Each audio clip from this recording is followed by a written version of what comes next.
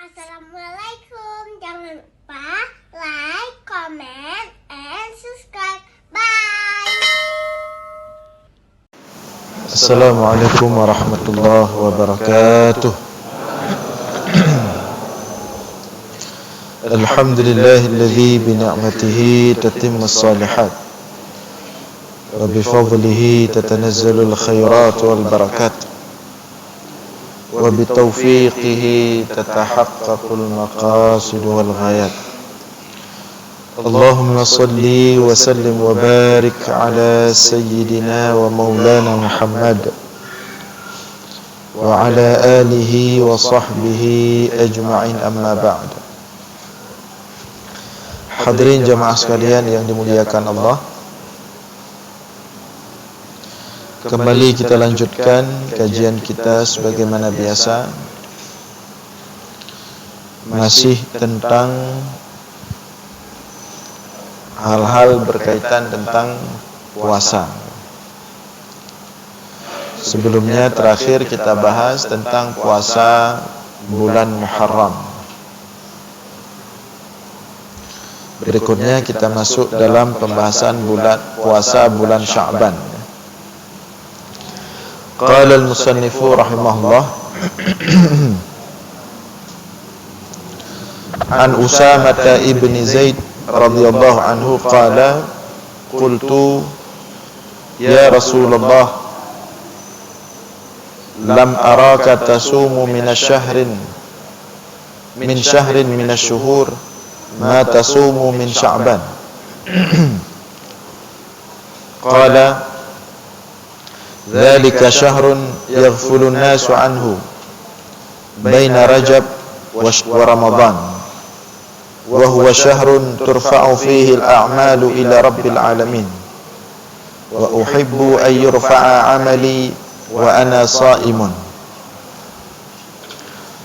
Dari Usamah bin Zaid radhiyallahu anhu, sahabat Rasulullah, qala, ia berkata, qultu, aku bertanya kepada Rasulullah, ya Rasulullah, wahai Rasulullah, lam araka tasumu min syahrin min asy-syuhur ma tasumu min Sya'ban.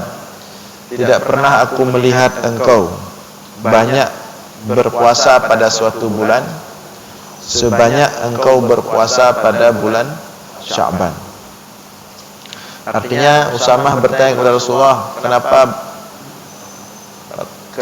Rasulullah banyak berpuasa di bulan Sya'ban, tidak sebagaimana beliau berpuasa di bulan-bulan yang lain. Qala, Rasulullah menjawab, dzaka syahrun yaghfulu an-nasu anhu baina Rajab wa Ramadan. Dzaka, Sya'ban itu adalah satu bulan, yaghfulu an-nasu anhu, yang banyak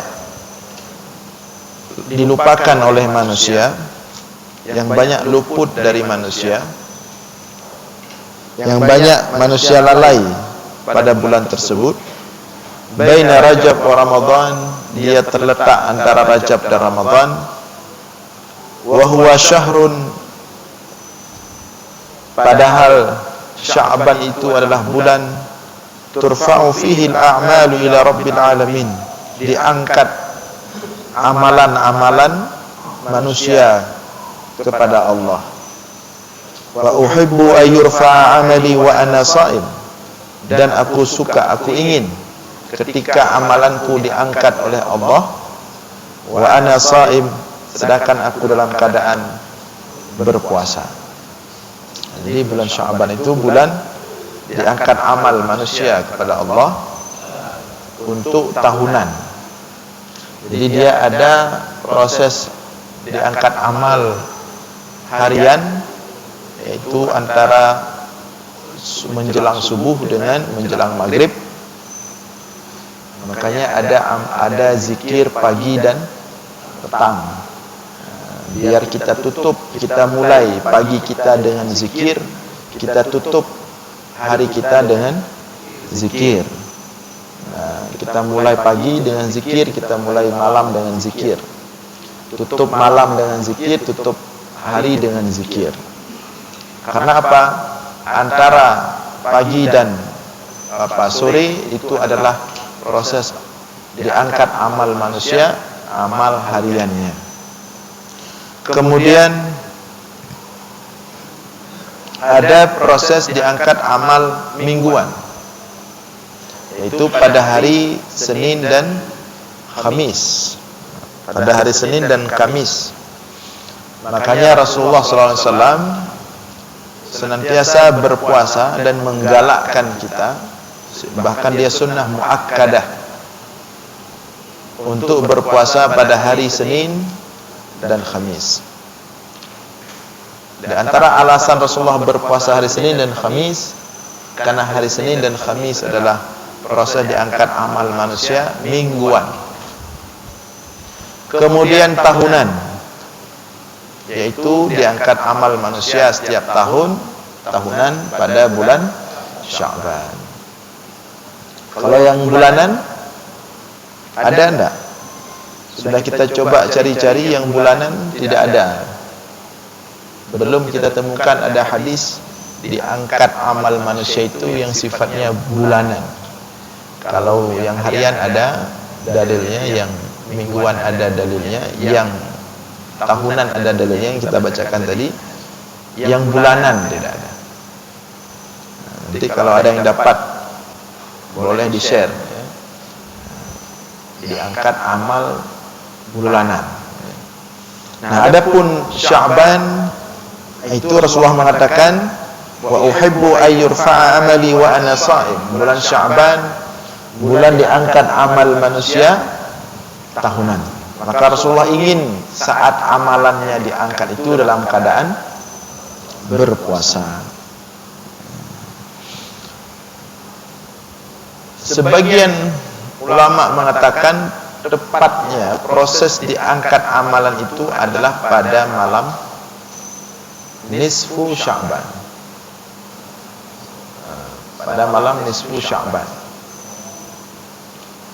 Makanya kemudian para ulama menghidupkan malam nisfu Sya'ban dengan berbagai amalan,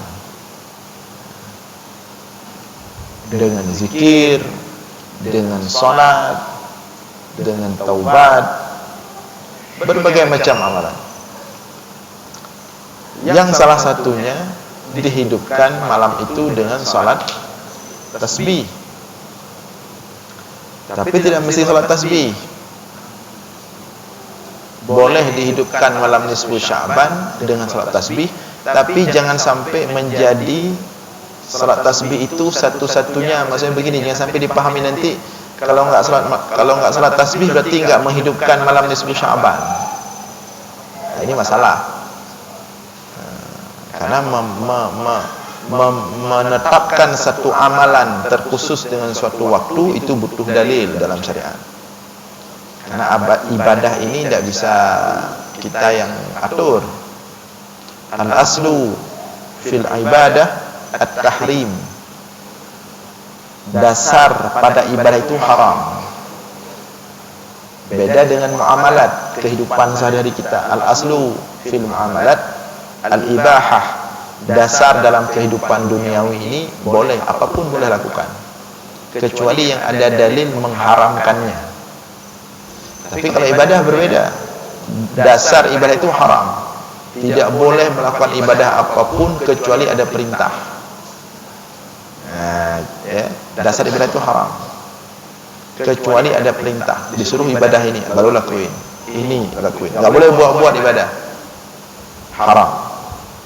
Berbeda dengan muamalat, tentang ekonomi, tentang interaksi kita dalam kehidupan sehari-hari, tentang berbagai macam transaksi, itu dasarnya boleh, kecuali ada dalil yang mengharamkan, baru tidak boleh. Mau makan apa saja silahkan makan, tidak boleh mengharamkan suatu makanan tanpa ada dalil yang mengharamkannya. Berbeda dengan ibadah dasarnya tidak boleh, dasarnya haram, baru boleh melakukan kalau ada perintah. Makanya menetapkan atau mengkhususkan sesuatu mesti pada suatu waktu, itu persoalan serius. Jadi yang disuruh di malam nisfu Sya'ban itu menghidupkan malam nisfu Sya'ban. Dengan apa kita hidupkan? Dengan berbagai macam amalan kebaikan, ketaatan kepada Allah, dengan zikir, dengan salat, dengan Al-Quran, dengan nah kalau mau menghidupkan dengan salat, misalnya dengan salat tasbih, boleh, silahkan. Tapi kalau kemudian menjadi satu pemahaman, kalau tidak salat tasbih dianggap tidak menghidupkan nisfu Sya'ban, ini tidak boleh. Ini udah memvonis sesuatu. Jadi sebagian ulama menghidupkan malam nisfu Sya'ban dan tasbih, silahkan. Dan itu bagus. Dan itu amalan yang luar biasa. Silahkan. Dan sampai hari ini banyak masjid-masjid yang menghidupkan malam nisfu Sya'ban dengan salat tasbih. Ya. Dan tentu dengan ibadah-ibadah yang lain. Karena salah satunya malam nisfu Sya'ban itu malam diangkat amalan manusia. Kemudian di antara alasan yang lain adalah terdapat banyak hadis, meskipun kebanyakannya hadis dhaif, yang menjelaskan tentang sunat menghidupkan malam nisfu Sya'ban. Rasulullah mengatakan dalam sebuah hadis,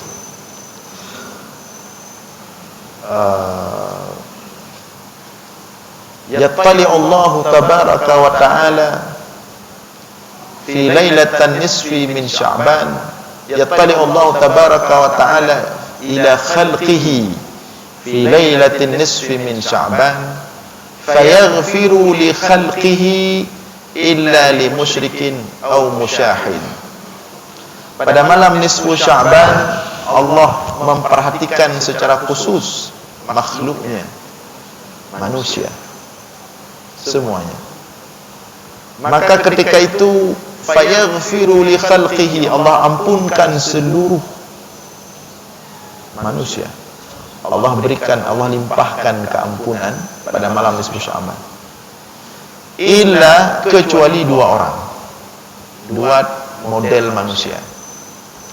Yang pertama, li musyrikin, illa li musyrikin, kecuali orang musyrik yang menyekutukan Allah, yang menyembah selain Allah, yang beriman kepada Tuhan selain Allah, termasuk yang pergi-pergi ke dukun, yang buka praktek dukun dan yang pergi ke dukun. Kemudian yang kedua, au musyahin, musyahin atau orang yang menyimpan rasa benci dalam hatinya kepada sesamanya. Ini tidak dapat apa-apa malam nisfu Sya'ban. Musyahid, orang yang menyimpan rasa benci dengan tetangganya, dengan kawannya, dengan teman kerjanya, dengan siapapun. Kalau masih ada rasa benci, ada yang belum tuntas, membengeh ya, sesama, baik itu dengan orang manusia yang lain pada umumnya, atau lebih-lebih dengan keluarga sendiri, saudara kandung, maka itu menghalangi orang tersebut daripada mendapatkan keampunan dan limpahan rahmat Allah yang begitu luar biasa pada malam nisfu Sya'ban. Kalau dengan keluarga, malah kalau dengan saudara kandung, bukan hanya tidak mendapatkan ampunan Allah di malam nisfu Sya'ban, kalau putus silaturahim dengan saudara kandung, bahkan tidak bisa masuk surga. Rasulullah mengatakan, la yadkhulul jannata qati'u rahim, tidak akan masuk surga orang yang memutuskan silaturahim. Hati-hati ya. hati-hati kalau kita punya orang tua, punya saudara kandung, abang, adik, kakak, kalau sempat terputus dengan sengaja kita putuskan, terancam tidak bisa masuk surga. Maka bahkan sebagian ulama mengatakan malam nisfu Sya'ban itu, sebagian ulama mengatakan ibadah yang paling utama malam nisfu Sya'ban itu adalah membersihkan hati daripada kebencian kepada sama manusia, daripada ibadah-ibadah yang zikir, ibadah zahir lah. Lebih utama ibadah hati malam nisfu Sya'ban itu. Bersihkan hati, sucikan hati daripada rasa dengki, benci, amarah kepada sama makhluk Allah. Artinya orang yang pada malam nisfu Sya'ban itu dalam hatinya tidak ada kebencian apapun, itulah yang dicari oleh Allah. Ketimbang ada orang salat tasbih, mungkin salat ibadah ini, tapi hatinya penuh kebencian. Ini tidak ada arti. Jadi hati itu lebih penting. Makanya Sya'ban ini, malam nisfu Sya'ban ini adalah momen untuk membersihkan hati. Dan jangan sampai kita terhalang dengan sebab ego kita. Biasanya di sini ego mengalahlah. Hati-hati dengan ego. Tidak apa-apa mengalah. Dunia ini, capek-capeknya kita di dunia ini sementara. Dianggap rendah, dianggap bodoh, dianggap mungkin pengecut, dianggap ini, dianggap itu. Tidak apa-apa sebentar. Ketimbang kita pertimbang ego, untuk dianggap hebat, untuk dianggap berprinsip, untuk dianggap, tapi sengsara di hari akhirat. Maka ini besok insyaallah ya malam minggu, ini malam nisfu Sya'ban, bersihkan hati dulu. Itu yang paling utama ketimbang ibadah zahir. Jadi itu beberapa alasan yang membuat sebagian ulama menghidupkan malam nisfu Sya'ban. Jadi nanti boleh dengan salat tasbih. Kalau memang sudah biasa salat tasbih, kemudian dengan zikir, dengan selawat dan berbagai macam ibadah yang lain. Tapi ingat, jangan begitu salat tasbihnya semangat, subuhnya lewat. Kejar yang sunat, tinggal yang wajib. Tak apa. 1000 rakaat pun salat tasbih enggak bisa menggantikan satu salat subuh. 2 rakaat salat wajib subuh tidak akan bisa digantikan walaupun beribu-ribu salat tasbih. Tak mampu dia gantikan. Yang wajib tetap wajib, yang sunat tetap sunat. Itu ini yang sering kita ingatkan. Begitu malam nisfu Sya'ban penuh masjid membludak, halat tempat. Siap solat, kamu ru'uh tetap bertahan di masjid. Berzikir, nangis. Jam 11 malam, jam 12 malam baru pulang. Tidak sebanding dengan salat subuh. Bangun subuh, wudu, sembah Allah 2 rakaat lebih baik daripada dunia dan seisinya. Jangankan salat wajib subuh, qobliyah subuh saja raka'atil fajri khairum minad dunya wa ma fiha. 2 rakaat qobliyah subuh atau 2 rakaat sunat fajar lebih baik daripada dunia beserta seluruh isinya.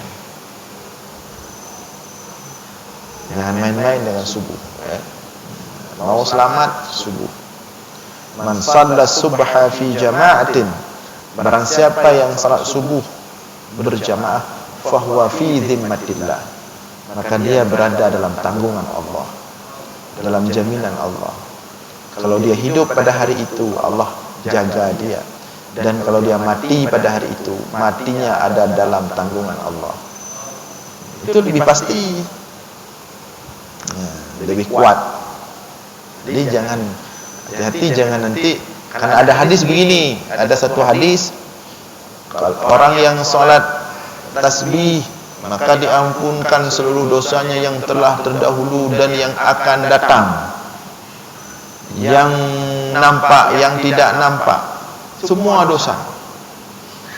Maka datang malam nisfu Sya'ban, barang siapa yang menghidupkan malam nisfu Sya'ban, maka diampunkan seluruh dosanya. Datang dia khusus malam nisfu Sya'ban ke masjid. Nanti tahun depan datang lagi khusus untuk menghapuskan dosa. Sudah selesai dosa 1 tahun yang lalu dihapuskan, pulang nisfu Sya'ban, buat dosa lagi 1 tahun, nanti tahun depan pergi lagi. Tidak bisa, tidak semudah itu, tidak sesimpel itu mendapatkan surga Allah. Ketika kita meremehkan ibadah, itu lebih besar dosanya daripada berbuat banyak ibadah sunat. La tahqiranna minal ma'rufi syai'a, jangan engkau remehkan sekecil pun amal, apalagi amal wajib. Jadi jangan dengan ini. Dan itu perlu kita sampaikan. Kenapa enggak subuh seperti salat nisfu Sya'ban? Kenapa enggak? Apa alasannya?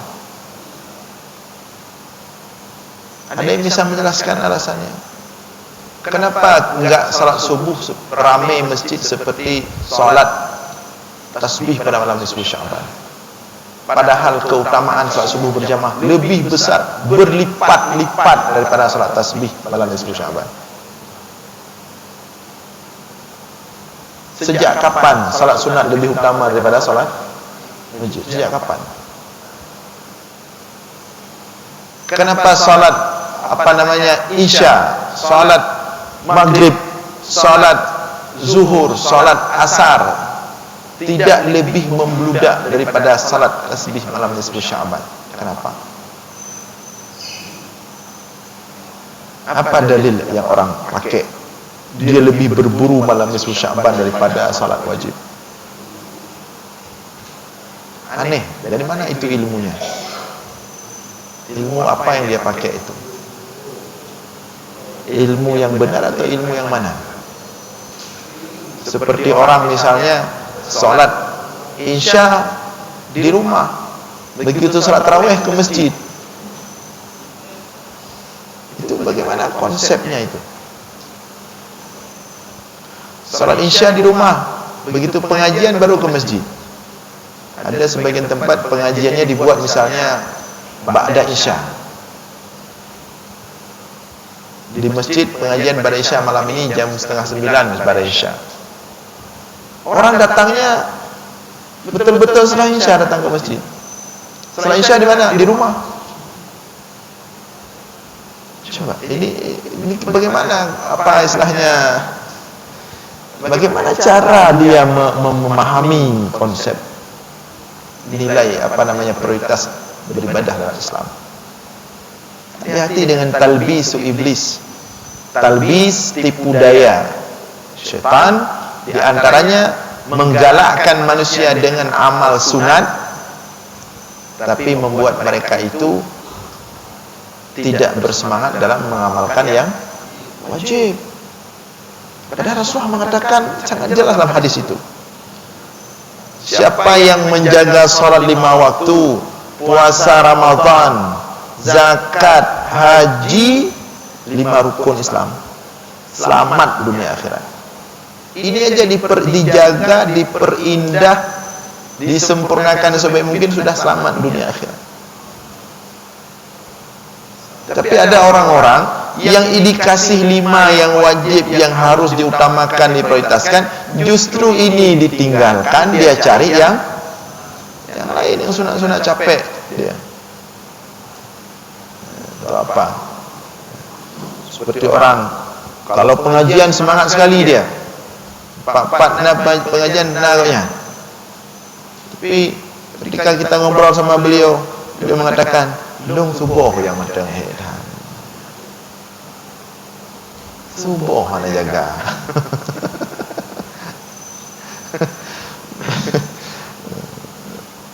Padahal subuh yang daripada dia ikut pengajian sampai 12 malam, jam 12 malam, mending salat isya langsung tidur dia, biar bangun subuh.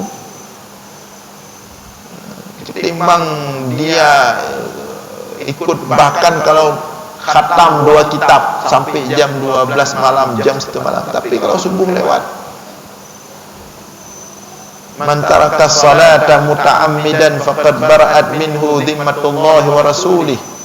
Barang siapa yang meninggalkan solat dengan sengaja, tahu dia kalau dia tidur telat enggak akan sanggup bangun subuh, tetap dia tidur telat, terserah apapun alasannya. Faqad bara'at minhu dhimmatullah. Kalau sampai tertinggal subuh, Allah melepaskan diri dari orang tersebut. Kalau orang sudah Allah lepaskan diri darinya, apa yang mau kita harapkan dari orang itu? Jadi ini perlu diperbaiki. Hari ini umat kita enggak melakukan skala prioritas dalam beribadah. Yang disunat ramai semangat, yang wajib lesu.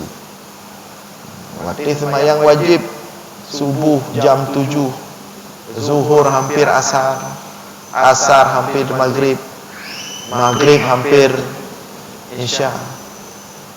Bahkan ada itu sebagian orang yang sudah program seperti itu.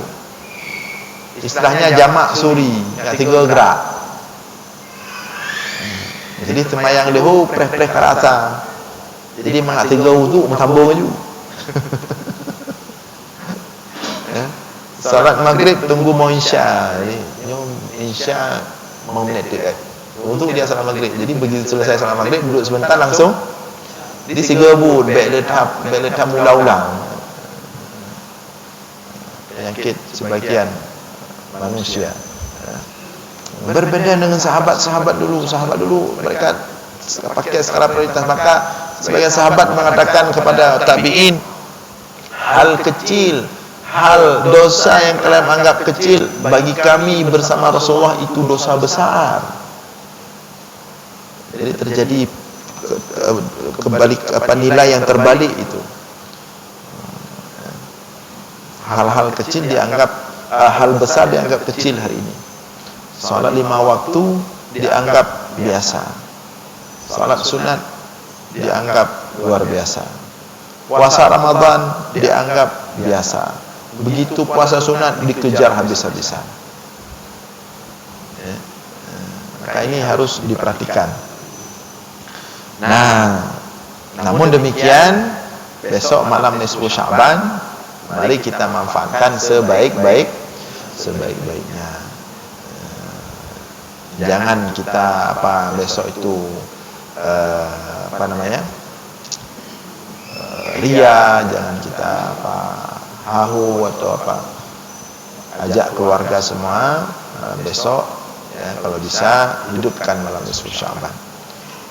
Kalau mau ikut tasbih, salat tasbih lebih bagus, cari masjid terdekat, salat yang ada salat tasbih.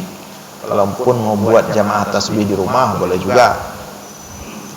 Kalau memang nanti sanggup di rumah. Tapi kalau kira-kira di rumah nanti mencawa-cawa, ke masjid aja. Nanti jangan begitu salat tasbih di rumah, baru rukuk udah lupa 5 kali, apa sudah 7 kali tasbihnya, apa 10 kali, apa sudah 15 kali. Habis waktu Anda menghitung tasbih udah berapa kali. Itu mending ke masjid aja biar aman. Karena kan kalau di masjid imam-imamnya kan sudah terlatih lah, dia sudah bisa hitung. Dan imam-imam itu ingat baik-baik, jangan sampai juga imamnya lengah, ya. Jangan nanti ini sudah 14 atau 20 aja terus biar aman-aman. Jangan. Dia tasbih itu sudah ada hitungannya. Kalau bisa jangan ditambah, jangan dikurang. Kalau mau ditambah nanti di luar salat tasbih. Memang seperti itu peraturannya dia. Maka imam itu harus detail. Jadi ya besok insyaallah ya. Termasuk juga di samping menghidupkan malam nisfu Sya'ban, maka banyak-banyaklah berpuasa di bulan Sya'ban. Salah satunya sunat berpuasa itu adalah berpuasa pada nisfu Sya'ban.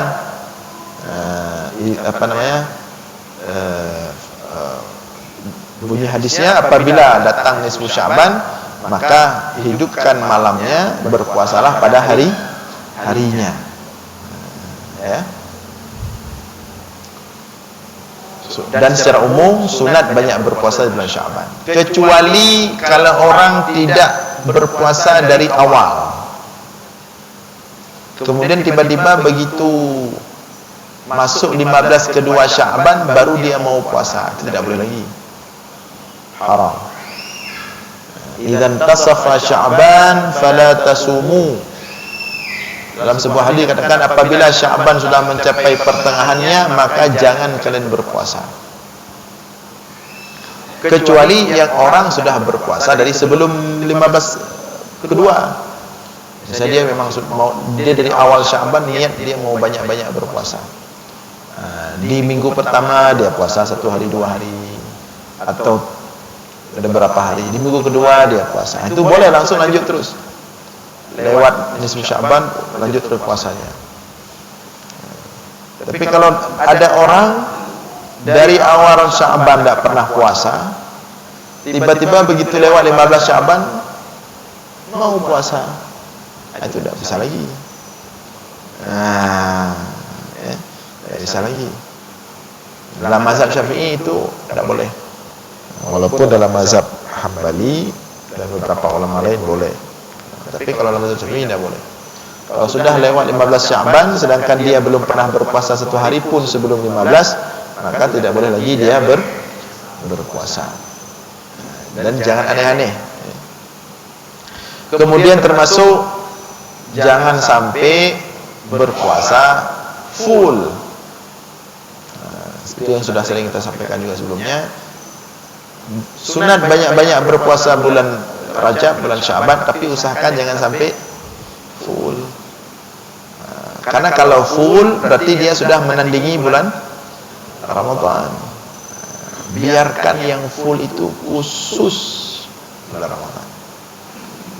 Artinya itu kita jadikan puncaknya, dia yang full. Yang lain tidak apa-apa. Kalau mau full pun kurangilah 1 hari. Itu sunnah Rasulullah. Yang tidak berpuasa 1 hari pun gimana? Ada yang sudah bulan Rajab 1 hari pun tidak puasa dia. Sudah bulan Sya'ban 1 pun hari tidak puasa. Itu bagaimana? Ya, itu berarti rugi. Tidak memanfaatkan bulan haram, bulan Rajab dan bulan Sya'ban untuk berpuasa. Itu rugi sekali.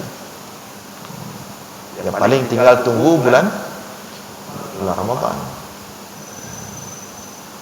Besok kalau mau puasa besok tiba-tiba hari Sabtu, di antara makruh berpuasa itu adalah mengkhususkan tanpa alasan khusus puasa hari Jumat, puasa hari Sabtu, puasa hari Minggu. Kenapa tidak boleh mengkhususkan puasa hari Jumat? Karena dia hari Aid, hari raya. Makruh. Kecuali orang yang memang sudah puasa dari sebelumnya. Misalnya dia sudah dari sebelum hari Jumat dia sudah puasa Sya'ban beberapa hari. Dan datang Jumat dia puasa juga, tidak masalah. Tapi kalau ada orang tiba-tiba tanpa alasan apapun puasa hari Jumat, makruh. Karena itu hari raya umat Islam, Aid. Kemudian berpuasa tiba-tiba hari Sabtu, tidak boleh juga, makruh juga. Karena itu harinya orang Yahudi. Masa kita beribadah pada hari ibadahnya orang Yahudi. Berpuasa tiba-tiba tanpa alasan pada hari Minggu, makruh juga. Karena itu hari rayanya orang, hari ibadahnya orang Nasrani. Nah, ini diperhatikan baik-baik, jangan sampai khusus. Tapi kalau dari kemarin dia sudah puasa, lanjut, tidak masalah. Ini ada orang yang benar terkejut-kejut, udah mau puasa, ternyata kena hari Minggu, tiba-tiba puasa. Kalau khusus nggak boleh. Tapi kalau kebetulan saja, misalnya ini kita nisfu Sya'ban malam Minggu, berarti harinya hari Minggu, itu boleh. Karena kebetulan itu nisfu Sya'ban. Jadi kalau mau malam Minggu nanti tasbih atau menghidupkan malam nisfu Sya'ban, kemudian besoknya berpuasa walaupun hari Minggu, itu silahkan.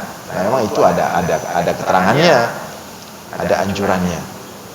Dan jangan khusus-khusus. Nah, itu tentang puasa Sya'ban ya, termasuk di dalamnya tentang nisfu Sya'ban. Kemudian ada satu hari yang haram berpuasa pada bulan Sya'ban, itu yang disebut dengan Yaumu Syak, hari ragu. Hari ragu. Hari ragu itu hari, kalau tanggal 29 belum ada kepastian udah masuk Ramadan atau belum, itu tidak boleh lagi berpuasa. Kalau dengan alasan belum ada kepastian, ini besok, ini misalnya dengan 28, besok 29, belum ada kepastian 29 besok itu masuk Ramadan atau tidak ya. 30 maksudnya ya, masuk Ramadan atau tidak, masuk Ramadan atau tidak, itu tidak boleh puasa, haram. Itu namanya Yaumus Syak, hari ragu. Itu saja yang haram. Nah, selain itu tidak. Kemudian di sini juga, dan sebenarnya sudah kita sampaikan juga, bahwa diusahakan sebisa mungkin jangan sampai disempurnakan puasa Sya'ban sebulan penuh. Sebagaimana dari Aisyah, an Aisyah radhiyallahu anha qalat, kana Rasulullah sallallahu alaihi wasallam yasumu hatta naqula la yuftiru wa yuftiru hatta naqula la yasum wa ma ra'aitu Rasulullah sallallahu alaihi wasallam istakmala siyama syahrin qat illa syahra Ramadan wa ma ra'aitu fi syahrin aktsara siyaman minhu fi Sya'ban. Jadi kata Aisyah, wa ma ra'aitu Rasulullah SAW istakmala siyama syahrin qat illa syahra Ramadan. Tidak pernah aku melihat Rasulullah berpuasa sebulan penuh di bulan apapun kecuali di bulan Ramadan. Maka oleh karena itu jangan ditandingi, jangan dipaksa ya. Ada orang memaksa. Rasulullah mengatakan, khudhu minal amali ma tutiqun fa inna Allah la yamallu hatta tamallu. Ambillah daripada amal itu ma tutiqun, yang kalian mampu saja, jangan terlalu dipaksa. Fa inna Allah la yamallu hatta tamallu, sesungguhnya Allah tidak akan pernah bosan hingga kalian bosan. Jadi jangan sampai kalau dipaksa bulan Rajab, bulan Sya'ban, begitu Ramadan sudah lesu. Seharusnya Ramadan yang harus semangat. Ramadan harus semangat. Ramadan itu puncaknya. Tapi kalau orang yang dari Rajab, Sya'ban sudah full, biasanya begitu masuk Ramadan udah lesu, kahe, kalemah. Itu jangan ya. Tapi jangan juga model saya nggak akan puasa Rajab sama Sya'ban mengumpulkan tenaga untuk bulan Ramadan. Jangan juga seperti itu ya. Kenapa nggak puasa Rajab? Kenapa nggak puasa Sya'ban? Simpan tenaga. Tidak juga harus sebagai pancingan-pancingan. Nah, jadi itu tentang bulan Sya'ban. Mudah-mudahan ya, bulan Sya'ban, malam nisfu Sya'ban besok kita semua ikut menghidupkan malam nisfu Sya'ban. Di tempat kita ada salat tasbih. Di tempat kita insyaallah ada salat tasbih di sini malam besok.